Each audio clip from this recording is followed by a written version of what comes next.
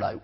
સાબરમતી નદી પરના સંત સરોવરના 4 દરવાજા ખોલવામાં આવ્યા. પાણીની આવક વધતા સંત સરોવરના દરવાજા ખોલાયા. સાબરમતી નદીમાં 10,400 ક્યુસેક પાણી છોડાયું. સંત સરોવરમાં હાલ 3,840 ક્યુસેક પાણીની આવક છે. સંત સરોવરના 4 દરવાજા 0.60 મીટર ખોલવામાં આવ્યા. ગાંધીનગરથી અમદાવાદ વચ્ચે નદી કિનારાના ગામોને સાવચેત કરવામાં આવ્યા છે. તો આપને જણાવી દઈએ કે એક તરફ વરસાદી માહોલ છે અને વરસાદી માહોલની વચ્ચે ગાંધીનગરના સંત સરોવરમાંથી સાબરમતી નદીમાં પાણી છોડવામાં આવ્યું છે. સાબરમતી નદી પરના સંત સરોવરના 4 દરવાજા ખોલવામાં આવ્યા. સતત પાણીની આવક છે. રૂલ લેવલ જાળવવા માટે દરવાજા ખોલીને પાણી છોડવામાં આવી રહ્યું છે. પાણીની આવક વધતા સંત સરોવરના દરવાજા ખોલવામાં આવ્યા. 4 દરવાજા ખોલવામાં આવ્યા છે. હાલમાં સાબરમતી નદીમાં 10,400 ક્યુસેક પાણી છોડવામાં આવ્યું છે. સંત સરોવરમાં હાલ 3,840 ક્યુસેક પાણીની આવક નોંધાઈ.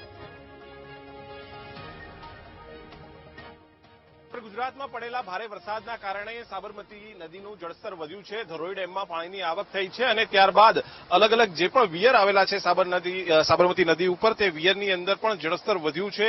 હાલ આ જે આપણે દ્રશ્યો જોઈ રહ્યા છે ગાંધીનગર સંત સરોવરના છે. ગાંધીનગર સંત સરોવરના 4 દરવાજા 0.60 મીટર સુધી ખોલવામાં આવ્યા છે અને 10,000 ક્યુસેક કરતા વધુ પાણી સાબરમતી નદીની અંદર છોડવામાં આવી રહ્યું છે. સામે સંત સરોવરની અંદર 3,840 ક્યુસેક પાણીની આવક થઈ છે અને ખાસ 55 ફૂટ જે છે તે જળસ્તર અત્યારે હાલ સંત સરોવરની અંદર જોવામાં આવી રહ્યું છે.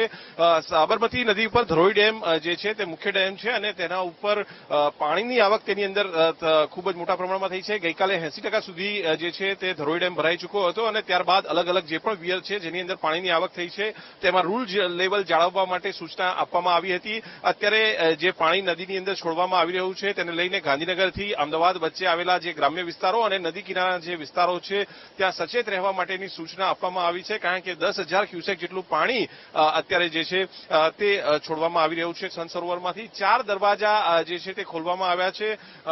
છેલ્લા ઘણા સમયથી ઉત્તર ગુજરાતની અંદર જે ભારે વરસાદ થયો છે તેને લઈને સાબરમતી નદી 2 કાંઠે થઈ છે અને જળસ્તરની અંદર વધારો જોવા મળી રહ્યો છે. સંત સરોવરમાં પણ સારું એવું પાણીની આવક જે છે તે જોવા મળી રહી છે. ખાસ તો જે સાબરમતી નદી પર જે સંત સરોવર ગાંધીનગરમાં આવેલો છે તે આસપાસના ગ્રામ્ય વિસ્તાર અને શહેરી વિસ્તારને પાણી પૂરું પાડવા માટે ખૂબ જ મહત્વપૂર્ણ છે. આ પહેલા જે લાકરોડા વિયર આવેલું છે ત્યાં પણ જે છે તે પાણીની સારી એવી આવક જે છે તે નોંધાઈ છે અને ત્યાંથી પણ પાણી જે છે તે છોડવામાં આવી રહ્યું છે. સંત સરોવરની આસપાસના જે વિસ્તારો છે ખાસ ગ્રામ્ય વિસ્તારો ઇન્દ્રોડા અને ત્યારબાદ સાબરમતી નદી ઉપર જે પણ ગ્રામ્ય વિસ્તાર અને શહેરી વિસ્તાર છે ત્યાં સતર્ક રહેવા માટેની સૂચના જે છે તે વહીવટી તંત્ર દ્વારા આપી દેવામાં આવી છે. સાબરમતી નદીમાં જે પાણી છોડાઈ રહ્યું છે તેના કારણે અમદાવાદમાં પણ વાસણા વિયર ઉપર પાણીની આવક જે છે તે વધુ નોંધાઈ રહી છે અને ત્યાંનું પણ જળસ્તર વધ્યું છે. કેમેરામેન શાયર શર્મા સાથે મેહુલ દેસાઈ, ગાંધીનગર. અમદાવાદના ધોળકાના જલાલપુર ગામની સ્થિતિ હજુ પણ જળબંબાકાર છે. ગઈકાલે નર્મદા કેનાલ છલકાતા પાણી ગામમાં ફરી વળ્યા હતા જેને કારણે ગામની ગલીઓમાં નદીઓ વહેતી થઈ હતી જેનો વીટીવી ન્યૂઝમાં અહેવાલ પ્રસારિત થયો હતો. વીટીવી ન્યૂઝના અહેવાલ પછી તંત્ર સફાળું જાગ્યું અને કેનાલના પાણીના સ્તરમાં ઘટાડો કરાયો હતો પરંતુ ગામમાં ભરાયેલા પાણીની સ્થિતિ જેમની તેમ છે. હજુ સુધી ખેતર ગામમાં ભરાયેલા પાણી ઓસર્યા નથી જેને કારણે ગામમાં સામાન્ય જનજીવન ખોરવાયું છે.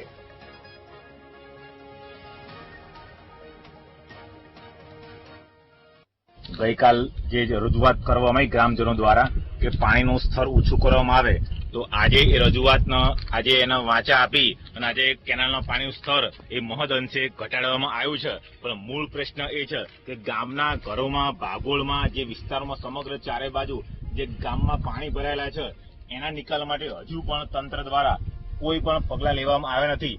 આ પછી તો અત્યારે જે સ્થિર થઈ ગઈ છે કેનાલવાળી, પરંતુ જે ગામમાં જે પશુપાલકોના સ્કૂલોમાં નોકરી ધંધામાં જે અગવડ ઉભી થઈ છે તો અત્યારે પાણીનો નિકાલ એ મૂળ પ્રશ્ન છે.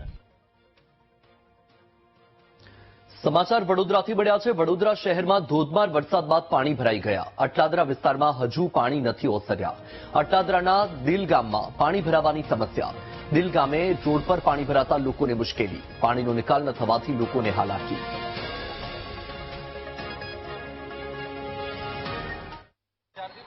વડોદરામાં ગઈકાલથી વરસાદની શરૂઆત થઈ છે અને 24 કલાકમાં ધીમી ધારે વરસાદ પડ્યો, પરંતુ અનેક વિસ્તારો છે એની અંદર પાણી જોવા મળી રહ્યા છે.